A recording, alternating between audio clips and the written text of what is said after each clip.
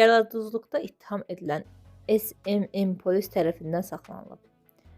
Daxili İşlər Nazirliyinin mətbuat xidmətindən Oxu24.com-a verilən məlumata görə, özünü sosial media meneceri kimi təqdim edərək müxtəlif mağaza və obyekt sahiblərinə qarşı cəladuzluq edən 26 yaşlı Aysu Hüseynova Xəzər rayon polis idarəsinin əməkdaşları tərəfindən saxlanılıb.